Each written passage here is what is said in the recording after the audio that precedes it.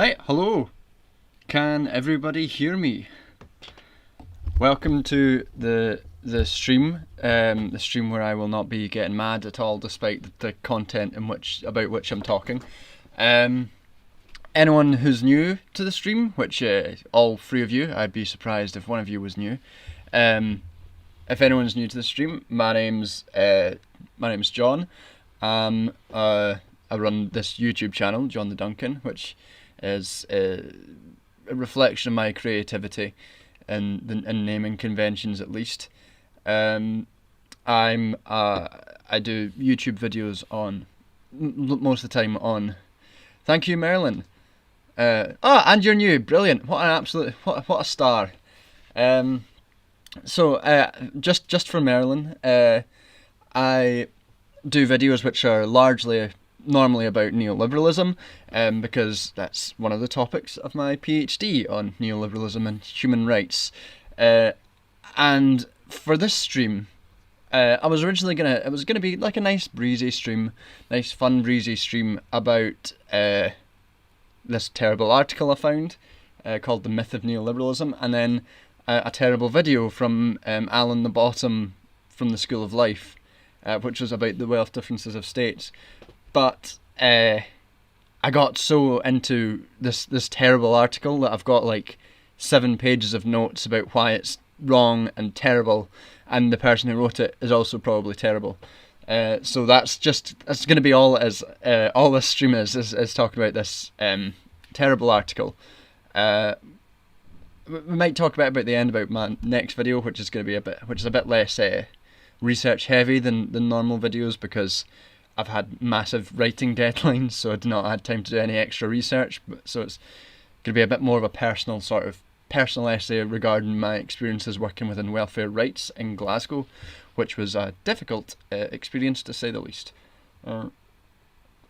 If you hear me pause and talking at any point, it's only because I've got some mulled wine next to me to calm my jittering nerves about this terrible article that we're going to read. So welcome along.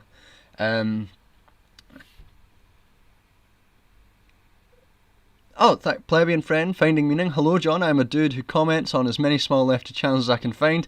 You've got great stuff, and I look forward to seeing you grow. Thank you, plebeian friends, finding meaning. I appreciate the comment, and I hope you enjoy my stuff. But with that, I think let's just get into the meat of this stream and start talking about the myth of neoliberalism. Here we go. So, the first thing to say about this piss article that we're about to read is that it's written by a professor of government at a British university, a literal professor of politics who doesn't believe that the hegemonic ideology of the past 40 years is a real thing. And he makes his argument to defend that position in such a poor way that it annoyed me so much, because it's not only that his position is bad and wrong, which it is, it's bad and wrong, but he's not bothered to do any of the reading on the topic. He doesn't seem to engage with any of the current arguments about it. He references one brief introduction to what neoliberalism is as his defining feature of why, it's not real. I just thought, imagine being this guy's student. Imagine going to university every day, paying in England your £9,000 per year tuition, and getting this guy who is so clearly. The purpose of this article is clearly just to defend the ideology of the day, with the current ideology. He refers to neoliberalism as an insult thrown around, which isn't that's not an argument to say whether or not it exists, but by saying that it's just a bullshit way of delegitimizing your political opponent, he himself is delegitimizing your his political opponents who say that neoliberalism is a real thing. If anyone saw my video on authoritarian neoliberalism, there's a part in which I say I'm talking about Joseph Stiglitz, who's a former chief economist of the World Bank, a Nobel Prize winning economist, and another guy who has a very tenuous grasp of what neoliberalism as an ideology actually is. And at one point during this during that video, I say, am I saying I know better than a Nobel Prize winner and a former chief economist of the World Bank? And the answer to that is, of course, yes. And much like that, am I saying that I know better than a professor of politics and government at a leading British university? The answer to that is, of course, yes. Anyway, with my arrogance established, we should probably just kick off this bullshit article. So, first thing he says, neoliberalism is a myth. It's a pervasive myth on one side of politics, the left. But it is nevertheless a myth. Let's start with one simple and obvious fact. No one claims to be a neoliberal. So, what's very funny about this is that he immediately has to clarify that that's actually not true. That people do define themselves as neoliberal, even back in 2016 when this was written. And it has become, to this guy's, to Colin Talbot's, who's the name of the professor, Professor Colin Talbot, to his credit, there was more, there was fewer people who defined themselves as neoliberal back in 2016, which is really shows the shift in the political realities of the last 4 years, and which I think can be attributed largely to Donald Trump, who I think has served to rehabilitate the image of neoliberalism among neoliberals. But these days, charges of neoliberalism aren't constrained to the left, but it's often a thing the right will throw out, because the effects of neoliberalism are so clear to see to everyone: the rising inequality, the lowering conditions of people's lives, increased indebtedness, rising rents, all these things which are trends within neoliberal capitalism have become too overt to deny that even the right is calling neoliberalism bad and is dressing up things like Donald Trump as not neoliberal, which of course he was. Or at least his administration was. Damn, I am almost finished this mulled wine already. That's annoying.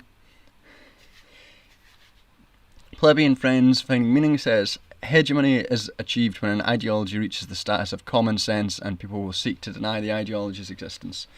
I mean, I think that's true, but I think it's a feature of neoliberal ideology itself has always emphasised how natural it is and how it's always about getting back to the nature, and it's actually becoming less it is becoming more overt. People are actually self-identifying as neoliberal these days, which is a funny trend, but I think one that can be attributed to the madness caused by Donald Trump. Because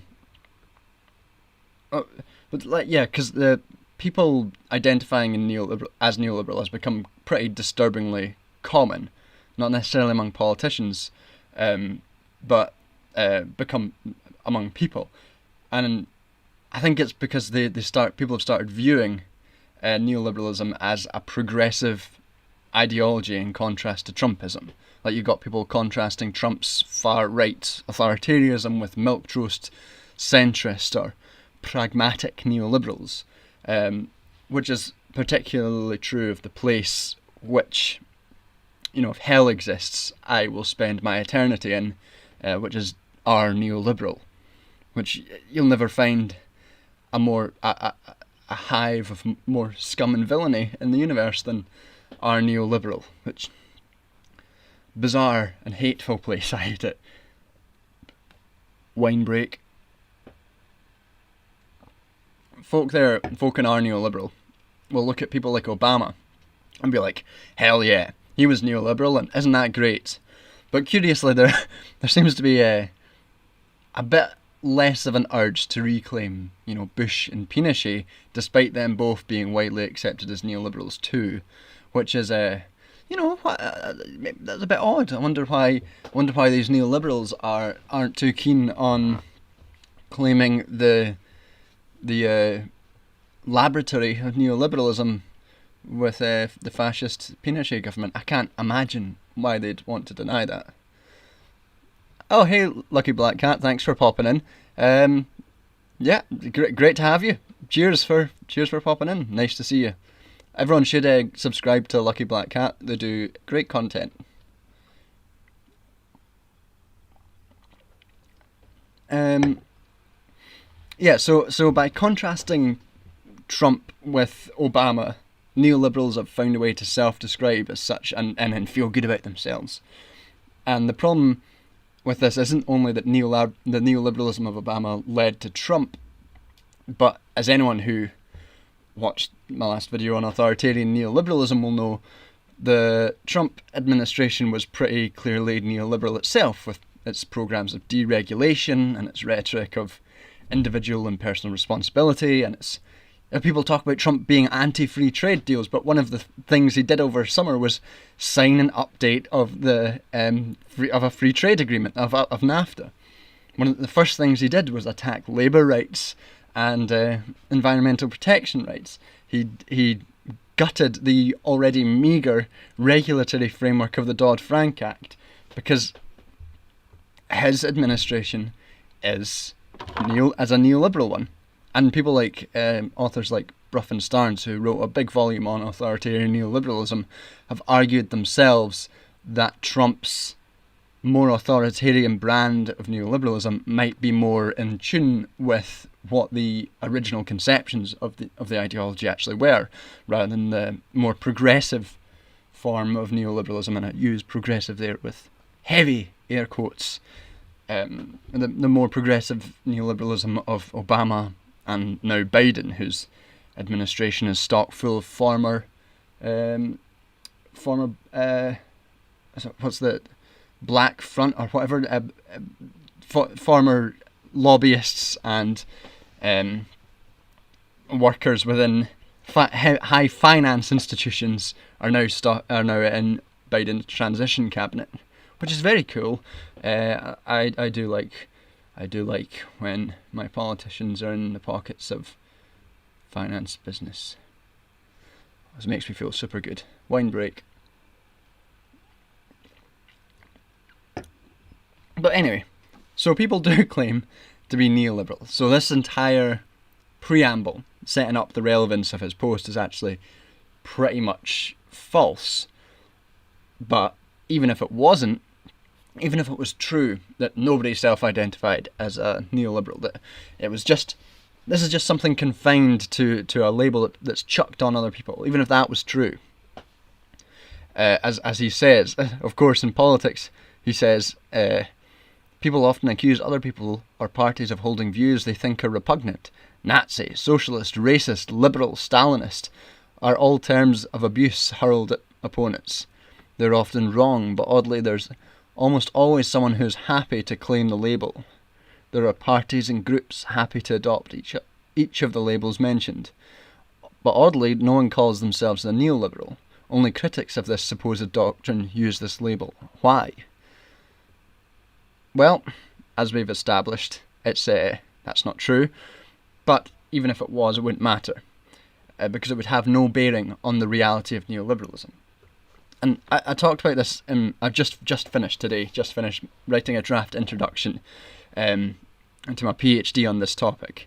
And one of the things that I specifically say is basically that a political project